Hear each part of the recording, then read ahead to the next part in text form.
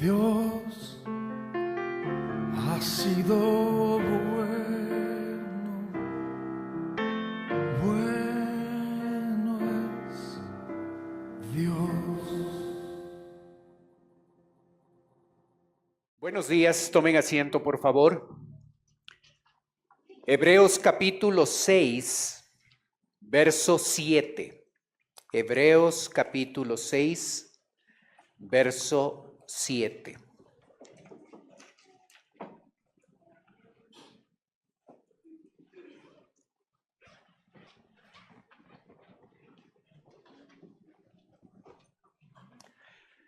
La Biblia dice: porque la tierra que bebe la lluvia, que muchas veces cae sobre ella, y produce hierba provechosa a aquellos por los cuales es labrada, recibe bendición de Dios. Pero la que produce espinos y abrojos es reprobada, está próxima a ser maldecida y su fin es el ser quemada.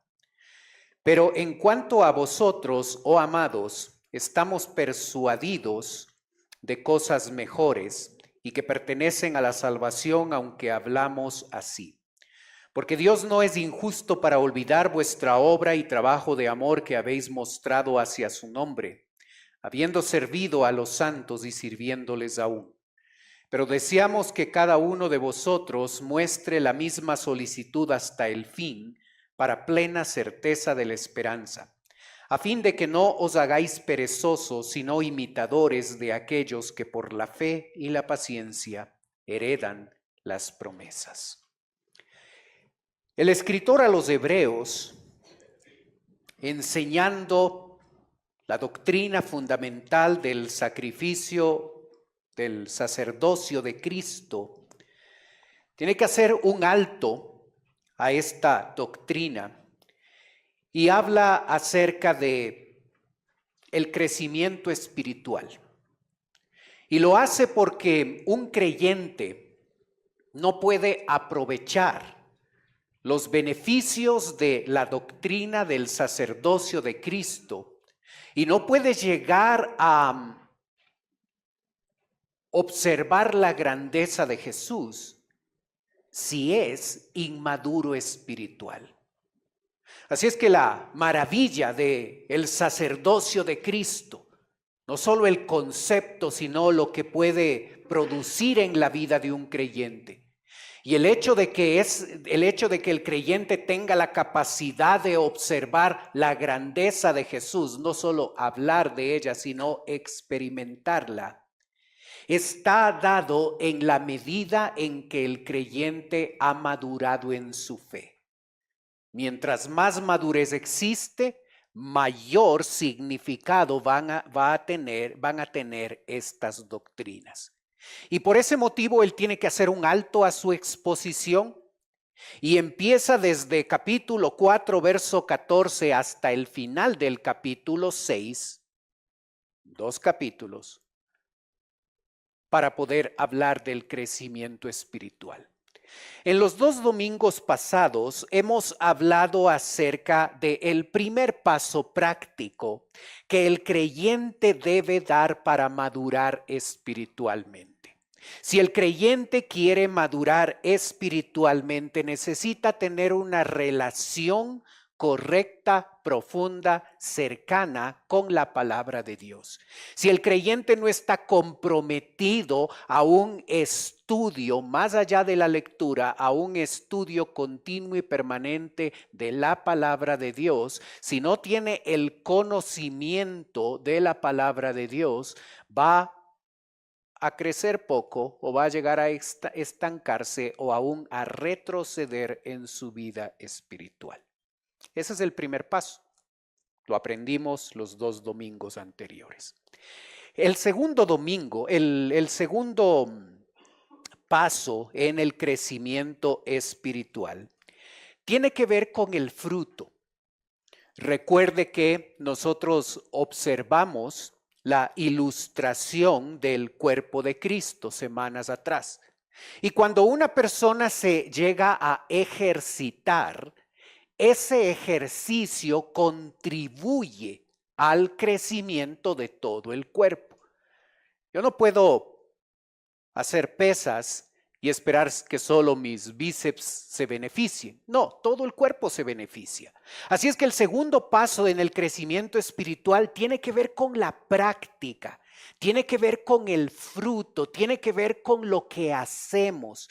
En el hacer se va a beneficiarnos con crecimiento espiritual. Si no estás enfocado en el hacer, no vas a crecer espiritualmente. Y para que lo entendamos, el escritor va a usar una metáfora sacada de la agricultura. Observa verso 7.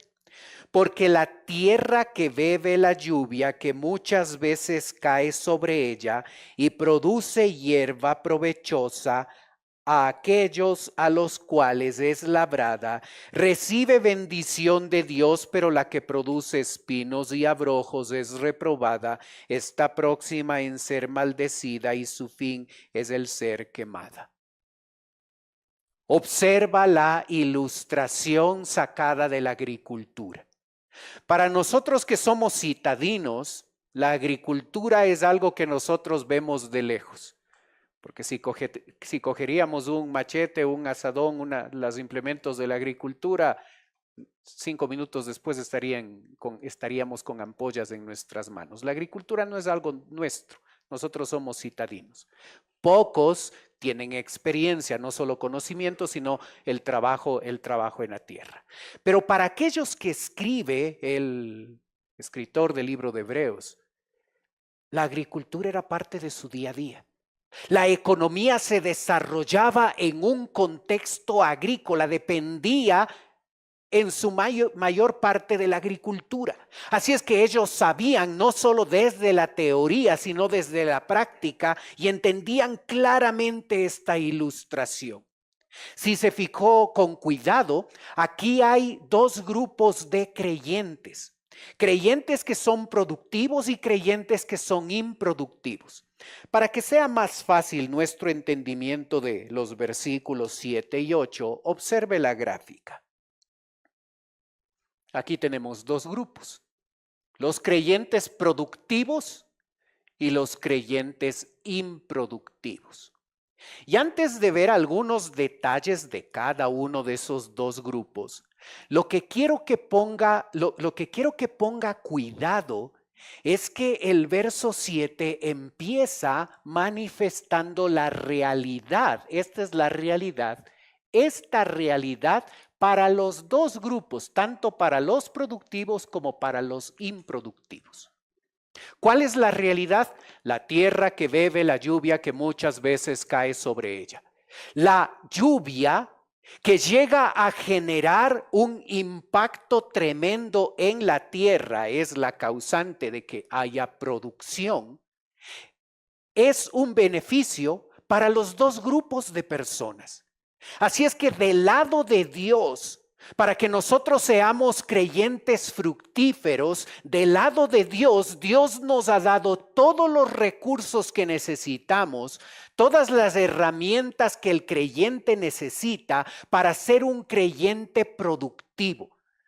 Así es que si no hay productividad en nuestra vida cristiana, el problema no está en Dios.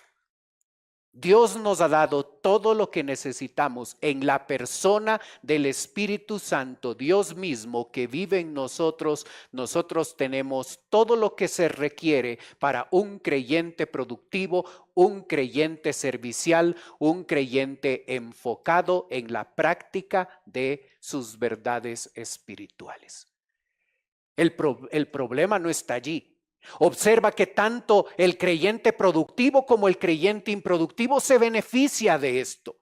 Así es que si tú te calificas como un creyente productivo, tú eres un creyente productivo porque Dios te ha dado las herramientas que necesitas. Si tú te clasificas como un creyente improductivo, no tienes que quejarte porque Dios te ha dado todo lo que necesitas, todas las herramientas para que seas productivo.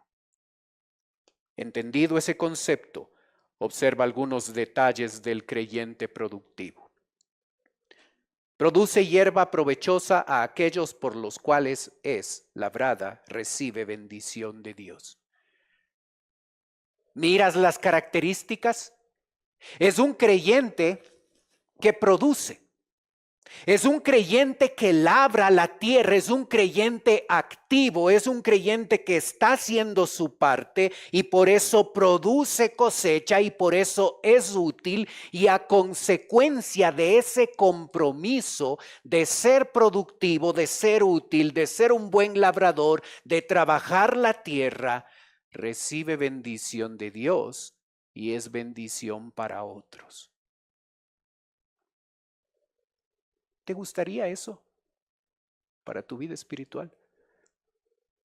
Ser un creyente que produce, un creyente útil en las manos de Dios, un creyente que sirve, un creyente que recibe bendición de Dios, un creyente que es bendición para otros. Creo que todo cristiano queremos eso de nuestra vida espiritual. La realidad es que si no estamos comprometidos con esto, lo que nuestra vida produce es espinos y abrojos, improductivos, inútiles. Y luego cosechando consecuencias de esa decisión, de esa realidad. El texto dice, reprobado, maldecido, y su fin es ser quemado. Palabras fuertes. Reprobado, maldecido, y su fin es ser quemado. Necesitamos siempre comprender las palabras y el lenguaje que se utiliza en el contexto en el que aparecen. Aquí no se está hablando de salvación.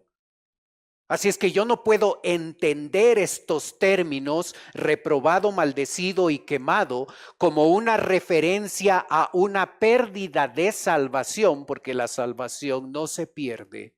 No hace referencia a estos términos a una pérdida de salvación, porque el tema no es salvación. El tema es crecimiento espiritual. Y solamente el creyente verdadero puede crecer espiritualmente o puede estancarse en su crecimiento espiritual. El incrédulo no puede crecer, no tiene vida, está muerto en sus delitos y pecados. Así es que es importante, antes de llegar a conclusiones equivocadas, incorrectas, entender los términos de la Biblia en el contexto en el que aparecen. Reprobado, maldecido y su fin quemado. Esto no significa que sean términos poco fuertes, porque realmente son términos fuertes. Aplicados a creyentes, reprobados, maldecidos y su fin ser quemados. Si un creyente no está comprometido con su crecimiento espiritual y es una tierra improductiva, ese creyente es inútil, en la práctica es inútil. Para Dios es valioso, somos valiosos, no sé por qué, pero para Él somos valiosos, pero en la práctica somos inútiles si no estamos conectados con el servicio, con el fruto en nuestra vida. Si tú tienes que compararte hoy, ¿con qué grupo te comparas? Si tú y yo honestamente tenemos que evaluar nuestra vida, ¿a cuál de los dos grupos nos parecemos? ¿Al creyente productivo, útil en las manos del Señor, bendecido por Dios y bendecido para otros, activo, servicial, conectado con las cosas de Dios, obediente al Señor? Esa descripción te describe a ti. La otra descripción es improductivo. Produce espinos y abrojos. Es inútil. es reprobado.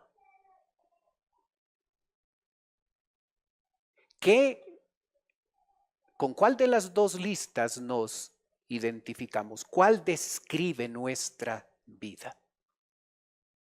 El escritor está tan interesado que nosotros entendamos la importancia del crecimiento espiritual, que nos explica con manzanas y peras, nos explica con una metáfora de la tierra que para los primeros oyentes era hablarles del pan de todos los días, porque todos los días ellos estaban conectados con eso. Su economía era trabajar en la tierra, así es que ellos entendían claramente esta ilustración, esta metáfora.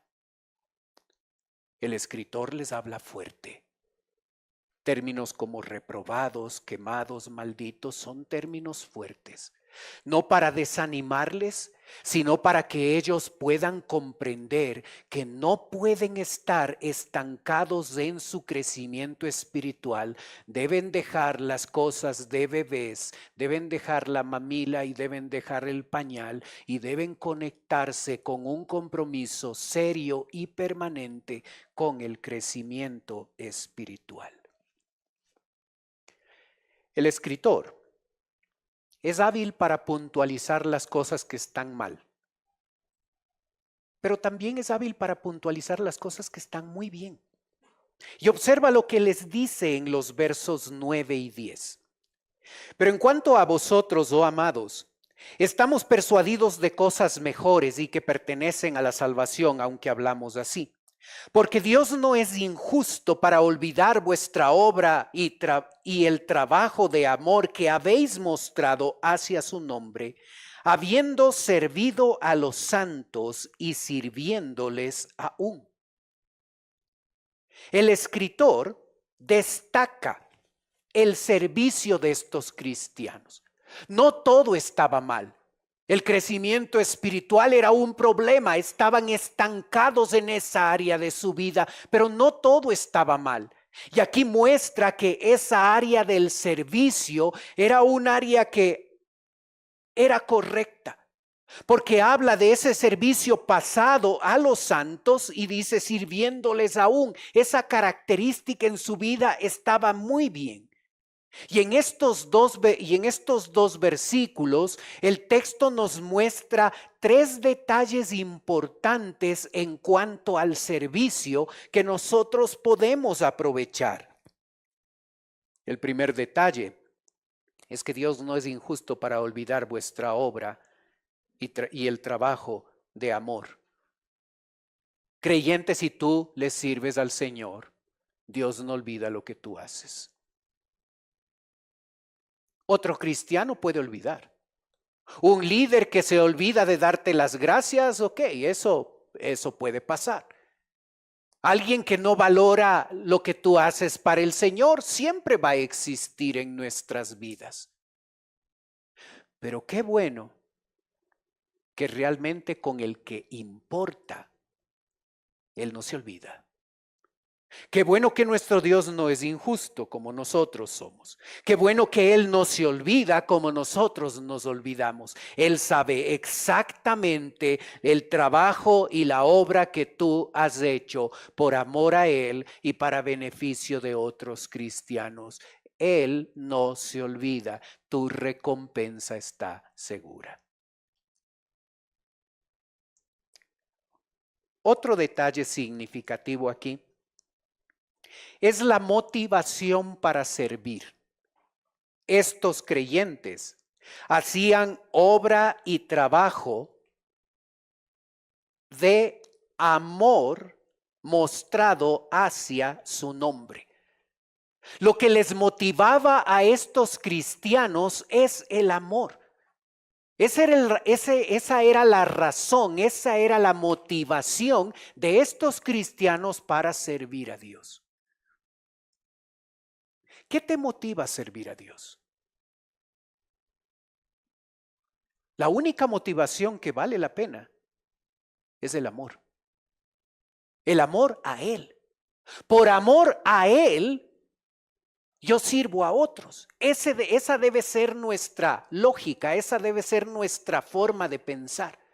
Por amor a Él, yo le sirvo. No debo servirle por orgullo. No debo servirle porque otros vean la habilidad de tocar un instrumento musical o de enseñar o de predicar o de hacer esto o aquello. Esa no debe ser la motivación. ¿Cuánto de nuestro servicio nosotros podemos clasificarlo como un servicio que es motivado por motivos equivocados, motivos incorrectos? ¿Y cuánto de nuestro servicio nosotros podemos decir, esto que hice aquí o esto que estoy haciendo, sí es motivado por mi amor a mi Señor? ¿Cuál es tu motivación para servir a Dios? Otro detalle en cuanto al servicio es que aquí se habla de un servicio usando los términos obra y trabajo. Así es que requiere esfuerzo. No sirvo a otros desde la comodidad de un sillón. Necesito meterme, necesito actividad. Obra y trabajo enfocan la cosa a actividades, no a conceptos.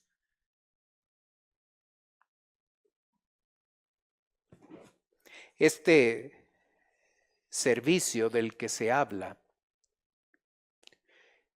es por amor a Dios,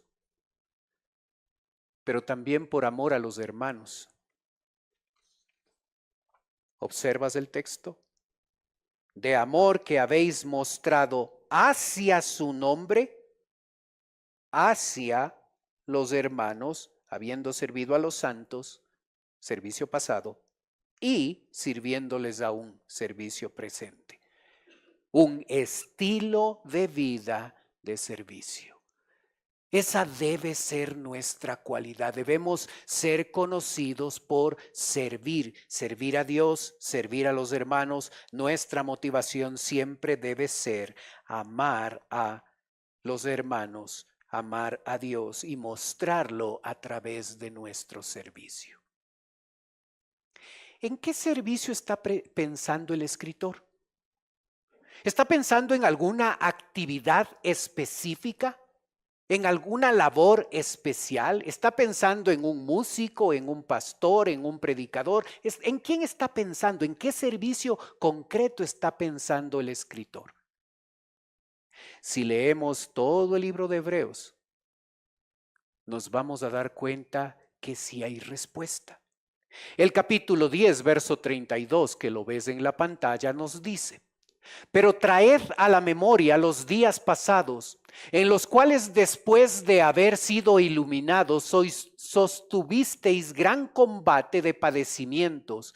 Por una parte, ciertamente, como vituperio y tribulaciones, fuisteis hechos espectáculo, y por otra, llegasteis a ser compañeros de los que estaban en una situación semejante, porque de los presos también os compadecisteis, y el despojo de vuestros servicios sufristeis con gozo, sabiendo que tenéis en vosotros una mejor y perdurable herencia en los cielos. ¿Observas lo difícil que fue servir? ¿En tu ministerio has tenido dificultad para servir a Dios? ¿Con alguna persona? ¿Con algún hermano? ¿En una situación? ¿Has sentido dificultad en el servicio en tu ministerio? La próxima vez que nos vayamos a quejar de lo difícil que fue servir al Señor en nuestro ministerio, comparémoslo con lo difícil que fue para ellos. ¿Observas las burlas, la oposición? ¿Observas cómo perdieron económicamente hablando? Le despojaron de vuestros bienes. Y en vez de reaccionar ante las dificultades del servicio, de los que les tocaba hacer a ellos, el despojo de vuestros bienes sufristeis con gozo. Una perspectiva distinta. Porque cuando nosotros tenemos problemas en el servicio, nuestra respuesta es la queja. Le buscan al pastor y le llaman por teléfono, en el teléfono que nunca contesta.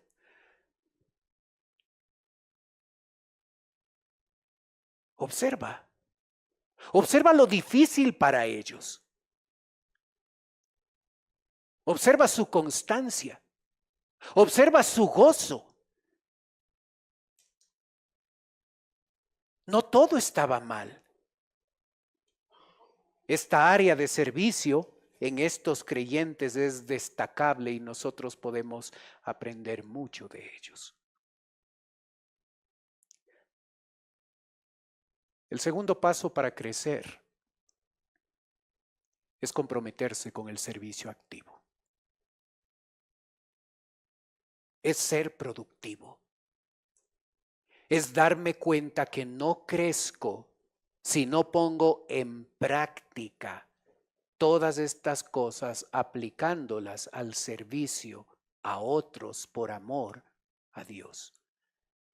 Ese es el segundo paso. El tercer paso, versos 11 y 12, dicen: pero deseamos que cada uno de vosotros muestre la misma solicitud hasta el fin, para plena certeza de la esperanza, a fin de que no os hagáis perezosos, sino imitadores de aquellos que por la fe y la paciencia heredan las promesas. El escritor a los Hebreos tiene un deseo. El deseo de él es que cada uno de esos creyentes a los que está dirigiendo su carta muestren la misma solicitud hasta el fin. Cuando nosotros definimos la palabra solicitud, llegamos a la conclusión que ves en la pantalla. Solicitud significa fervor, pasión por hacer algo. ¿Estás apasionado por Dios? ¿Eres fervoroso en tu relación con Dios? ¿Tu cristianismo se ha convertido en un cristianismo apático, con poco significado, con poco impacto? Cuando nosotros descuidamos nuestra vida espiritual, llegamos a esa situación. Por eso es importante mantenernos cada día conectados con nuestro Señor, conectados con la palabra, obedientes a nuestro Señor cada día, y así nosotros podemos mantener el fervor y la pasión por Dios y por todo lo que hacemos por Él, por nuestro servicio a Él, por nuestro servicio a los hermanos. El autor desea que nosotros tengamos la misma solicitud, pero no solo por un momento específico en nuestra vida, sino mostremos la misma solicitud hasta el fin. Nosotros debemos ser apasionados por las cosas de Dios hasta que nuestro Dios vuelva. Esto no es algo de una semana, esto no es algo de un mes, de un año. Esto es una característica que debe estar presente en nuestra vida hasta el final. Y si nosotros hemos perdido nuestra pasión, nuestro fervor por Dios, por la palabra, por el servicio, necesitamos acercarnos nuevamente a Dios, conectarnos a Él para que esto sea una realidad, para que esto se haga presente. Se requiere cristianos apasionados, se requiere cristianos fervorosos, se requiere cristianos que están conectados con Dios hasta el final. ¿Te describe a ti? O cuando tú y yo nos comparamos, nos damos cuenta que hemos perdido la pasión por Dios. Hemos perdido el fervor por Él. Nuestra vida cristiana ha perdido significado. Es apática. ¿Cómo es tu vida?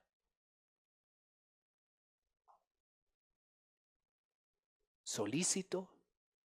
¿Fervoroso? ¿Apasionado? ¿O rutinario en el mal sentido de la palabra? Rutinario, apático, sin significado, sin pasión.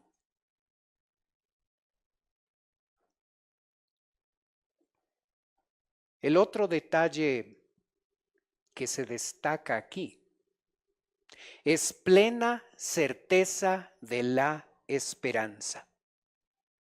Plena, completa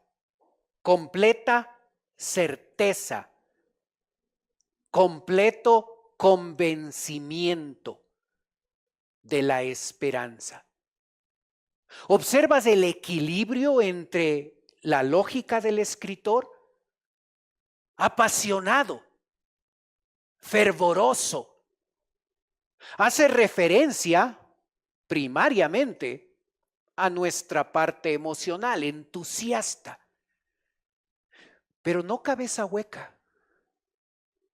Plena certeza de la esperanza.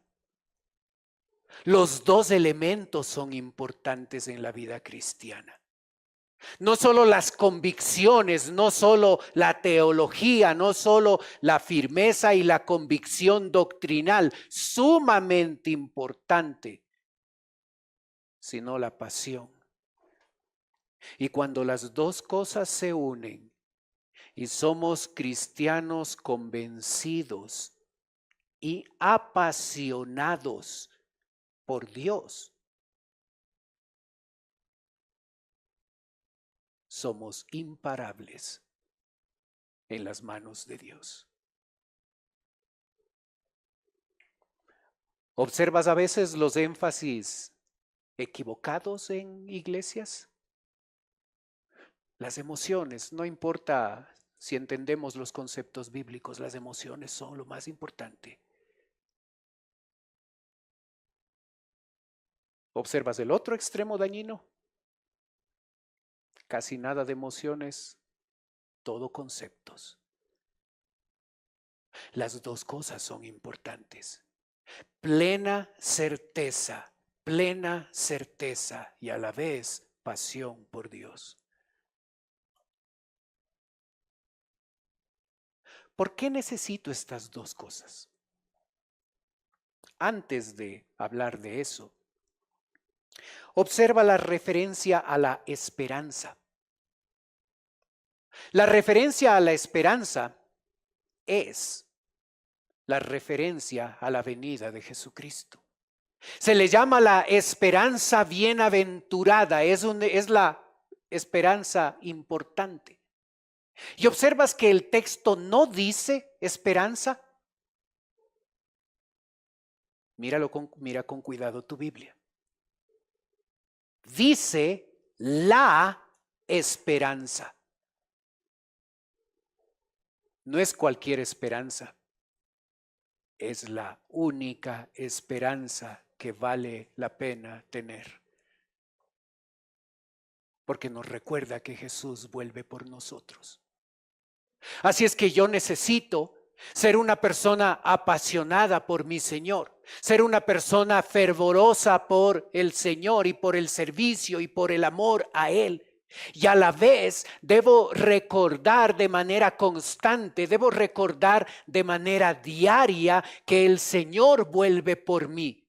Sobre todo en esos días y en esos momentos cuando las cosas en nuestro día a día por cualquier razón se vuelven tan difíciles, tan complicados, donde las circunstancias parecen vencernos, donde las circunstancias parecen echarnos al suelo y ya no hay nada que hacer, ya no vemos un futuro. Allí debemos recordar que con estas cosas difíciles aquí no termina mi vida.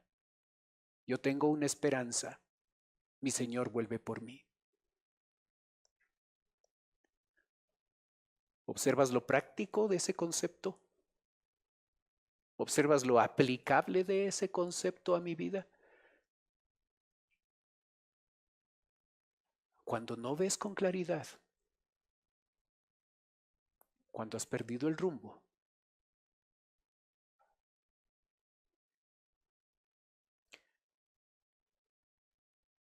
cuando las circunstancias te han golpeado,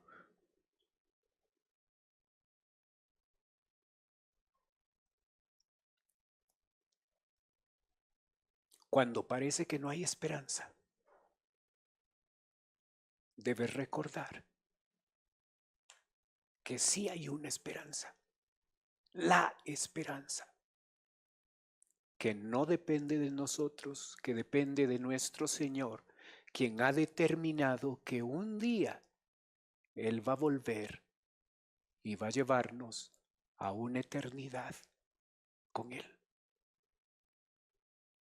Cuando lo tenemos en mente, eso nos ayuda a enfrentar las circunstancias del día a día con una óptica distinta.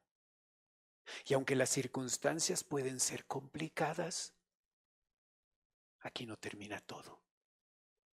Mi Señor vuelve. Y esa debe ser nuestra forma de pensar. Cuando te golpean las cosas y te golpean los problemas y las cosas en nuestra vida, seas tú culpable o no, cuando te golpean las cosas, recuerda, yo tengo esperanza. Mi Señor vuelve por mí. Aquí no termina todo. Yo voy a vivir una eternidad con Él.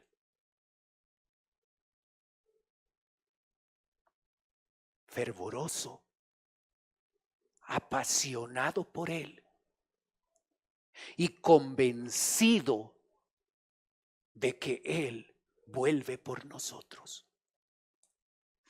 ¿Qué sucede en la vida de un creyente que llega a mantenerse apasionado por Dios y convencido de que su Señor vuelve? Verso 12. A fin de, con el propósito, este es el propósito, este es el resultado de tener estos dos elementos, de que no os hagáis perezosos, sino imitadores de aquellos que por la fe y la paciencia heredan las promesas. Cuando se conjuga la pasión por Dios y el convencimiento de que el Señor vuelve, nos convertimos en creyentes perseverantes. Los que perseveran en la fe es lo que está diciendo el texto. Ese es el uso de la palabra paciencia en ese versículo.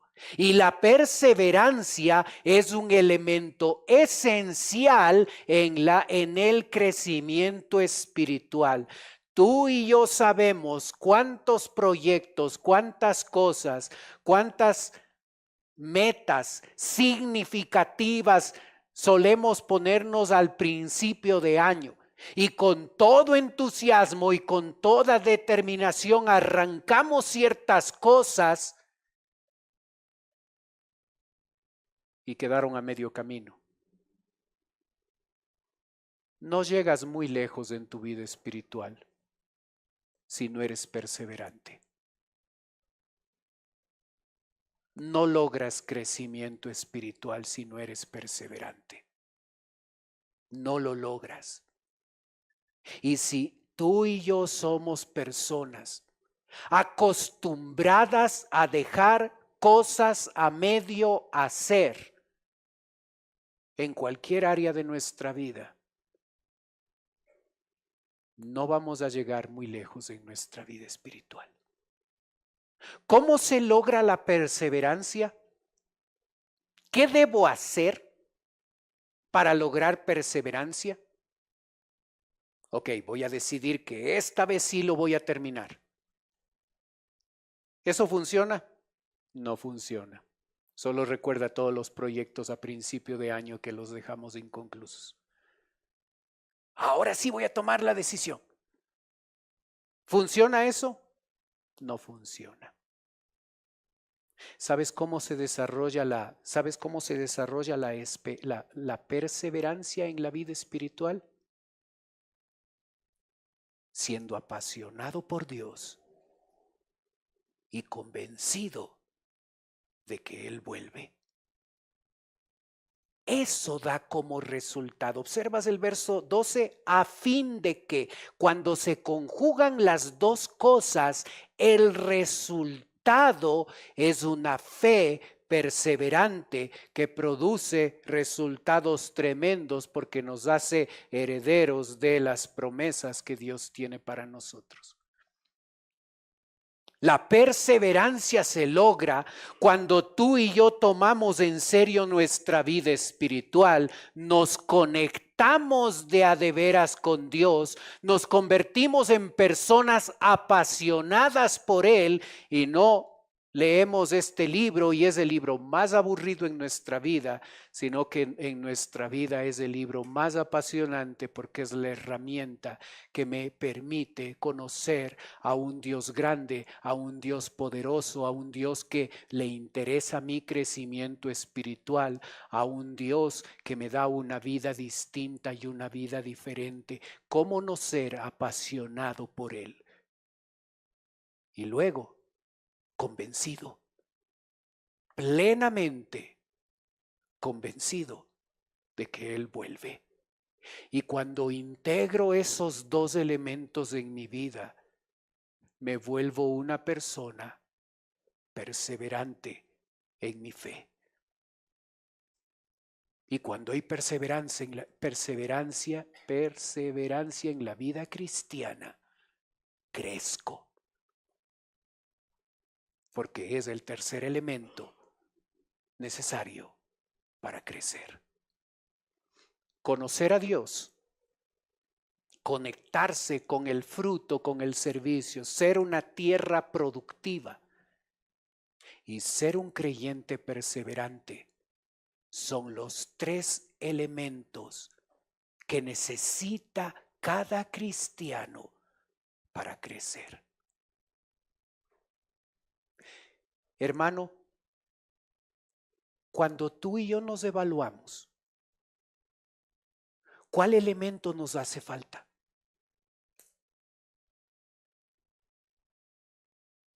¿O cuáles?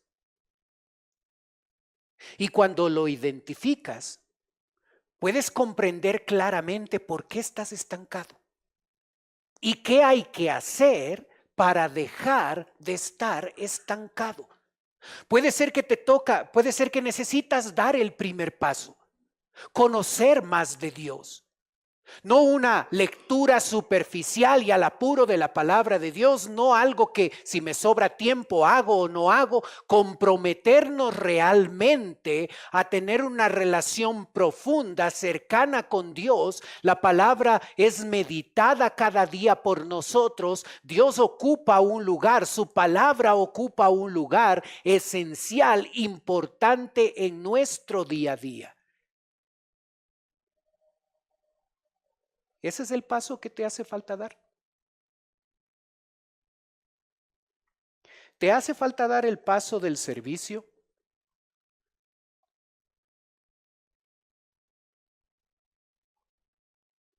No estoy haciendo nada, no estoy haciendo nada, Señor. No estoy haciendo nada, pastor, por servir al Señor. Cambia eso. Conéctate con un ministerio. Sirve a otros. Que se vea el fruto. ¿Ese es el problema? Grande que ese problema.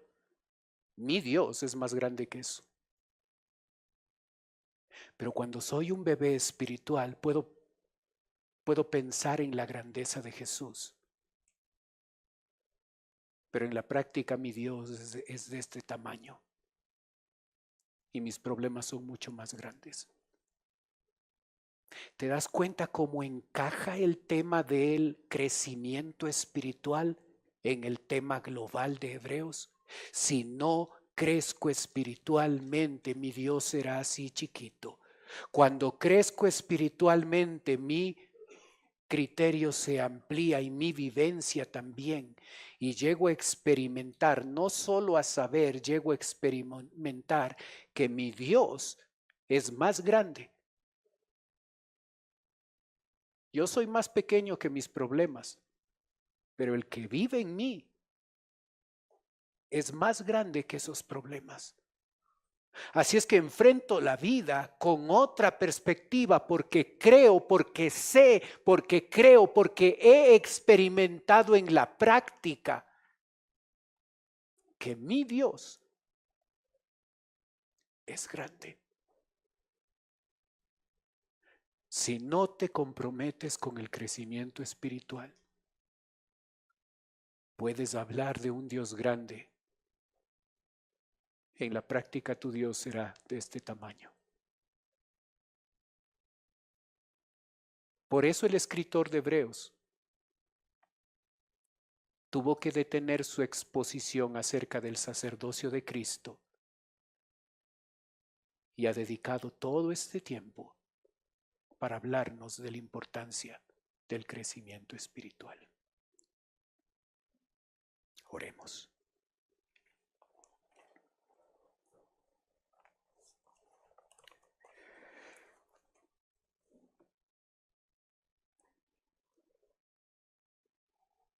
Padre Celestial, queremos darte gracias por tu palabra.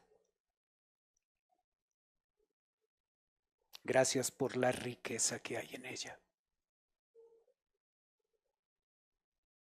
Ayúdanos, Señor, a tomar lo que hemos aprendido y vivir de acuerdo a ella. Ayuda. Es totalmente voluntario. Por favor, no se sientan presionados porque no es el objetivo.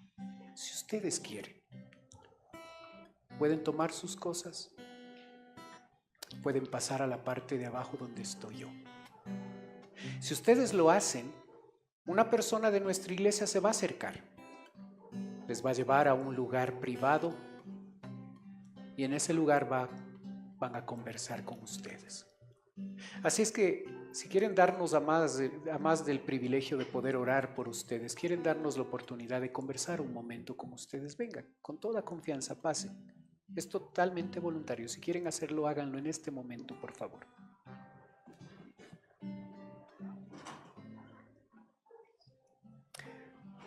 Padre Celestial, queremos darte gracias por las personas que nos visitan. Señor, tú conoces sus motivos de oración. Conforme a tu voluntad, yo ruego, Señor, que puedas contestar. Te pido, Padre, por nosotros, tus hijos. Ayúdanos a vivir de acuerdo a los principios que hemos aprendido. Pedimos tu bendición, Señor. Oramos en el nombre de Cristo Jesús. Amén. Dios ha sido